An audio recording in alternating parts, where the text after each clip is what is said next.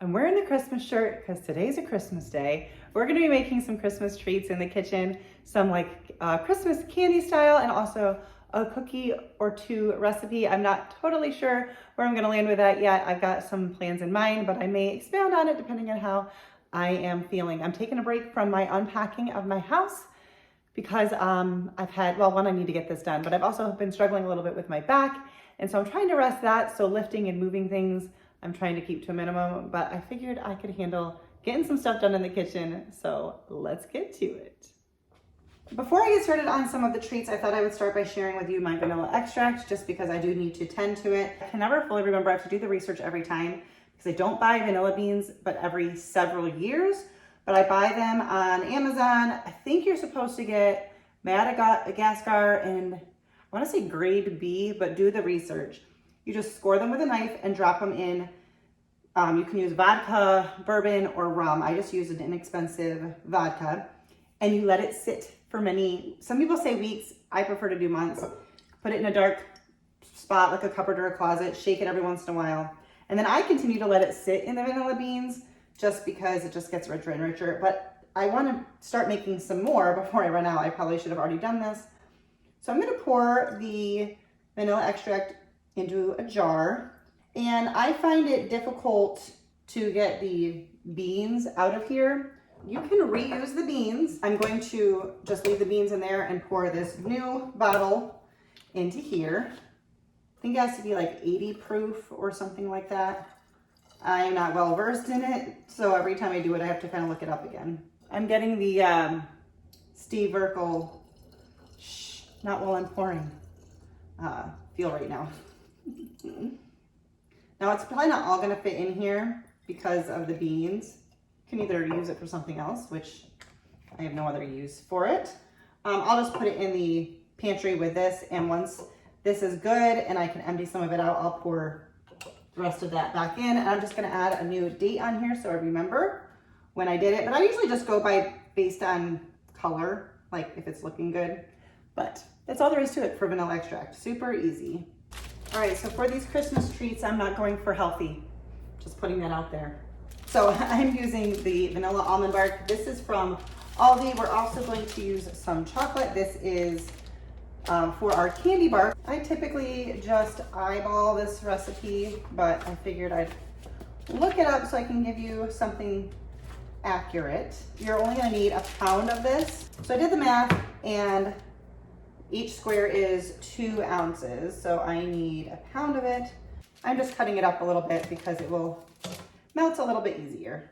All right, so you can use a double boiler if you want. I'm just gonna put this in the microwave, probably a minute, and then stir, and then 30-second intervals after that until it's smooth and creamy. All right, while that is melting, we need a cup of pretzel sticks. I like to just, I guess you could use something else. I like to use the pretzel sticks, and I'll break them up just a little bit as I'm measuring them. You don't want to crumble them, just like break them in half.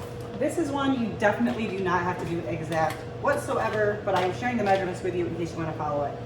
And then 1 cup of peanuts. I'm going to have to grab another container.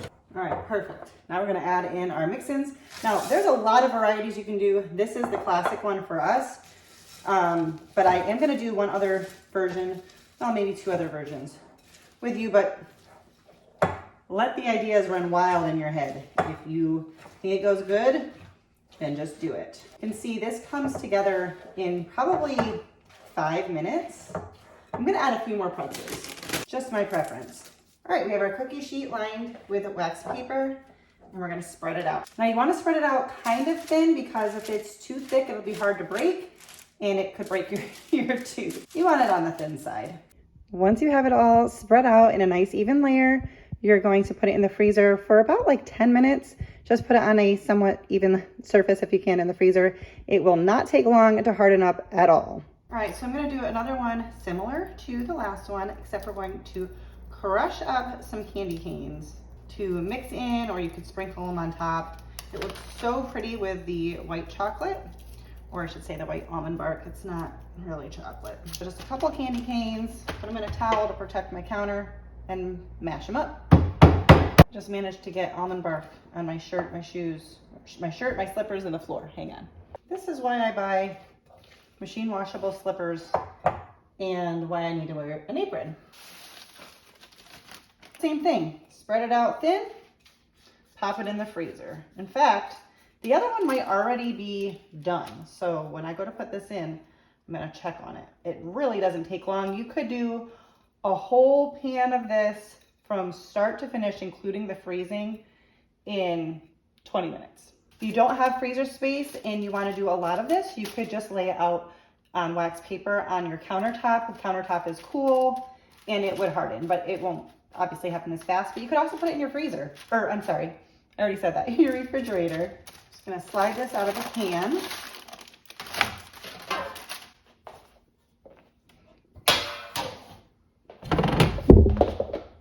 Not sure if you could see that, but I just hit the spatula and sent chocolate everywhere. This is not normally a messy task. And then I just slowly kind of lift up on it. And you want to break it up. You can do it as big as or as small as you want. Well, I ripped the wax paper there. All right, so now we're doing the chocolate one. Similar, but a little different. We got peanuts and pretzels. And then I'm going to add in some raisins. To me, I just think anything, make sure to, try to break up the clumps. Anything that tastes good covered in chocolate, just like, why not? Like, who doesn't like chocolate covered raisins? I mean, I guess if you don't like raisins or chocolate, maybe, but the possibilities, the varieties is like endless. And I love that you can just whip them out really quick. So you could do a whole bunch of different one of these candies. We call them Candy Bark. I've heard them called other things, but that's what I grew up calling it. You could make so many varieties and you could do a ton of different ones all in an afternoon, all in a couple hours, really. All right, up next, we're gonna make cream cheese mints. These are also pretty quick. I figure out how to open up this top here. Just because you have to roll everything and yeah, it can be a little time consuming, but it's not like hard and it's not gonna be all day. You don't have to bake them. All right, so we have 3 ounces of softened cream cheese. I'm actually going to soften this just a little bit more by putting this in the microwave because I want it super soft. You can add a half a teaspoon of peppermint extract. I'm using a food safe peppermint essential oil, so I'm just gonna do probably like 3 drops. It's very strong. I'm just gonna mix that together. This doesn't look like much, but it's gonna grow. Altogether, we're gonna use about 2 to 2.5 cups of powdered sugar, but you are going to add it gradually until you get like a dough that is a little bit sticky, but not sticking to your hands, but you don't want it to be dry either. Once this really gets going, we can work with our hands if we want, but I'm gonna kind of get it going at first here, just in the bowl.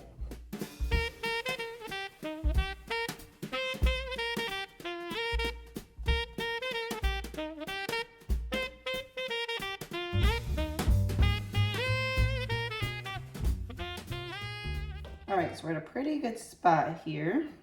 I'm gonna move this to, I just have some wax paper.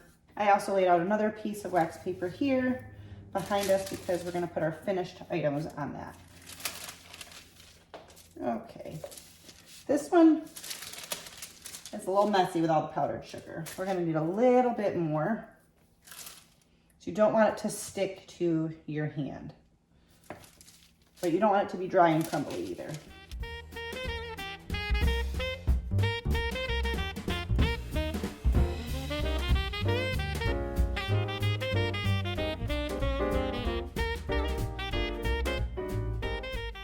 If you're working alone, it's helpful to keep a little bit of powdered sugar nearby in case you need to add some more.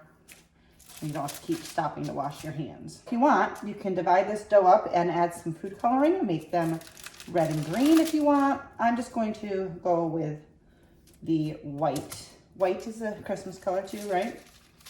I'm kind of dividing this in half just because we're gonna do something else with the other half. I've never done it before, but I wanna try. So you wanna make little balls about that size. You can do whatever size you want, but these are very, very, very sweet. And so I like them to be pretty small. And then you're just going to roll them in some granulated sugar, set them on some wax paper, smash them with a fork, kind of like you do your peanut butter cookies, just one way. We're not going to crisscross, although I guess you could. Well, that's pretty. I don't normally do that. All right, I'm going to do the crisscross. And you're going to just roll the rest of this out. That's all there is to it. Then you just let them sit and like air dry on the counter, and they get hard, but they'll be creamy inside. They're so good. And you can store them in the refrigerator or the freezer up to like 3 to 6 months probably. They store really, really well in the freezer.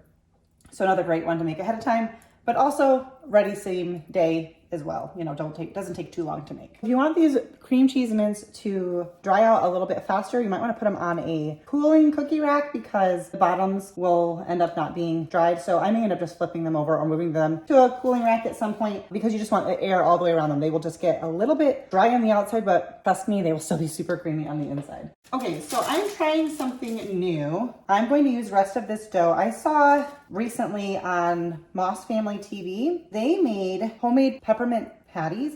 Now, their base was more butter and powdered sugar versus cream cheese and powdered sugar. But as I was watching it, I was like, I feel like I can do that with this. So I decided to take the idea that they used, but use my dough for the cream cheese mints. So we're going to, I don't know how much I'm going to need. We're going to experiment for a second here. I'm going to make these. And if you notice, I did the cream cheese mints in different sizes. Honestly, they're very, very sweet. It's really nice to have some smaller ones too. So we're going to try about that size. You could flatten them with a cup. I just flattened them there in my hand. I'm going to also grab a measuring cup I used for the powdered sugar. There we go. So I don't want them to be too thick or too thin. And we're going to just, I'm kind of cutting it with a fork. Like I said, we're learning here together as we go. However big you want, you can really do them any size you want. Roll them in a ball and flatten them. We are going to put these in the freezer and get them good and firm before we coat them in chocolate. All right, so I need some chocolate to do our peppermint patties. So I'm just going to do chocolate chips. I'm going to use some semi-sweet minis. That's what I have. I don't want to mix up more than I need. I don't really know how much. Sorry if you thrive with exact measurements. And I'm going to use a little bit of coconut oil. You could also use butter, or you could use just like melting chocolates or like the almond bark. I don't want to do too much because the thing with coconut oil, normally I would just use my finger, but since I'm giving these things away, I'm not. The thing with coconut oil is it solidifies at colder temperatures, gets soft at warmer temperatures, and I don't want it to become like a mush when people are handling it. So I'm going to melt this at little intervals and stir in the microwave even more cautiously than the almond bark because this is more likely to burn than the almond bark. These just came out of the freezer, so you want these nice and firm so that they don't completely turn into mush. I don't know if it's easier to do it this way or better, or if it's better to like drop the chocolate over them. Like, is this gonna make the chocolate too thick?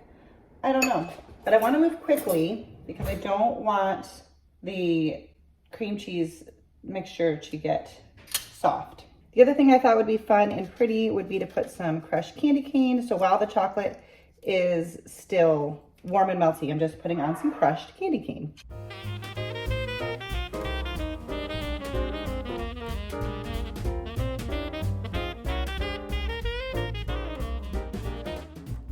I'm gonna put these back in the freezer to firm up. I do recommend maybe taking them out of the freezer in batches because they get soft very quickly. Not like soft they'd fall apart, but soft that it's hard to coat them in hot melted chocolate. But I think they're going to be delicious. All right, guys, it's the next day because I ran out of time. I had other things I needed to do besides just making stuff in the kitchen. So we're gonna pick up where we left off. I'm gonna be making some, I think they're called Rasberry shortbread thumbprint cookies, but I will have the recipe link for you. But we're gonna make those right now. Maybe another cookie recipe. I'm not totally decided yet. Or maybe I just will get everything in this video. But I did wanna say that those homemade peppermint patties are delicious. My husband and I sampled one of the little ones. I didn't want to eat too much because those are all for gifts, but I highly recommend them. I will show you everything finished before this video is done. I'll let you see what it all looks like, but I just wanted to mention that. Let's get to these cookies. All right, so this recipe isn't quite as quick as the other recipes we made. Takes a little bit more time, but not hard to do, but not like, you know, 20 minutes.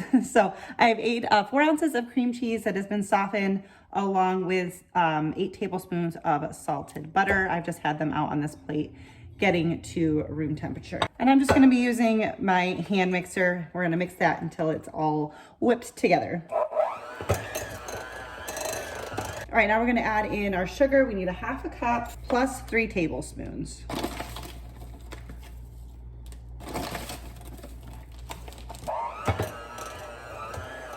I did put on my apron because, well, yesterday I had a struggle. So I picked this one up at the end of Christmas last year on clearance at Hobby Lobby. All right, we need 1 cup and 3 tablespoons of flour. And that we want to add in gradually, mixing as we go.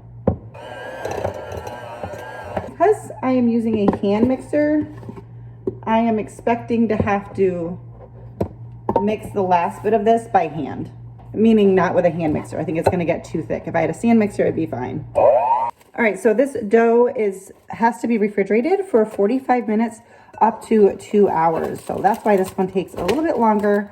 But trust me, it's worth it. I've made them before and I've had requests for them again. So we're gonna put this in the fridge and we'll be back in a little bit. Okay, so our dough is nice and cold. Our cookie sheet is lined with parchment paper. I'm using my cookie scoop to get about a tablespoon. And you wanna roll them in balls. That feels big. I'm making that smaller. That still feels kind of big. And then you're supposed to make a little indent with your thumb, but I don't want to get it all up under my fingernail. So I'm using a teaspoon scoop. See, I don't know if that's right. I'm just kind of sealing up any cracks. Sorry for the noise of the parchment paper. All right, let's load this up.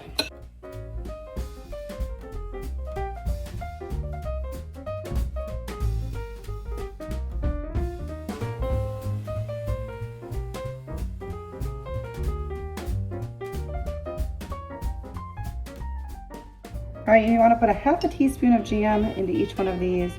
I'm using a raspberry fruit spread that I picked up from Aldi, but I don't think you can go wrong with whatever, any flavor.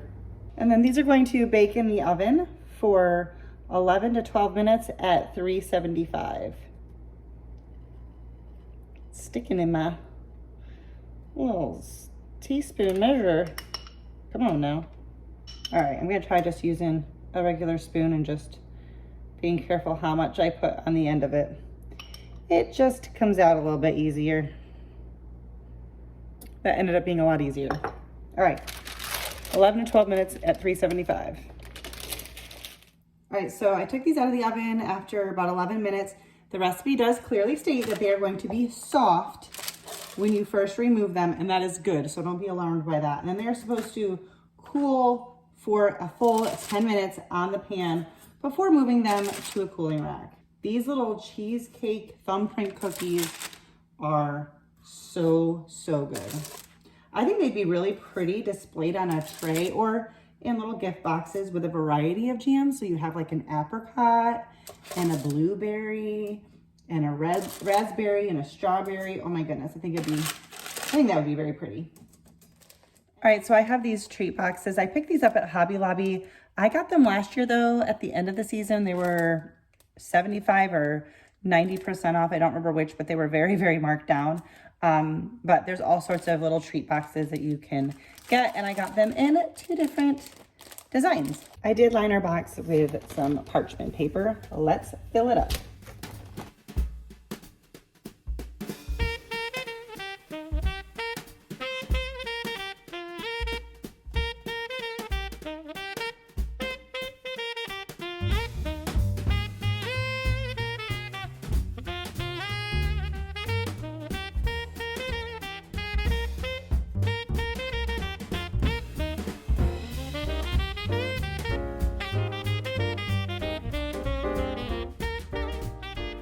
All right, so we're gonna keep ignoring the mess behind me from the move. I had to stop with some of the move because it's Christmas. And I had so much fun making these treats. I hope that you enjoyed this video. Check out the recipes down below. These make a great gift. I love sharing this kind of like homemade gift with people, and it doesn't have to be complicated, but it's a lot of fun. I've been doing this since I was a kid. We always did this as a family. These would be like teachers' gifts and whatnot. So some of these are new to me, but some of these I've been doing since I was little. Anyways, I hope that you enjoyed it. If you like this video, please give it a thumbs up. If you're new here, please consider subscribing before you leave so you don't miss out on my future videos. I enjoy sharing lifestyle content, vlogs, recipes, shopping, whatever I'm doing kind of thing. But give this video a thumbs up if you liked it as well. That would help me out. Thank you guys so much for watching, and I'll see you next time. Bye, guys.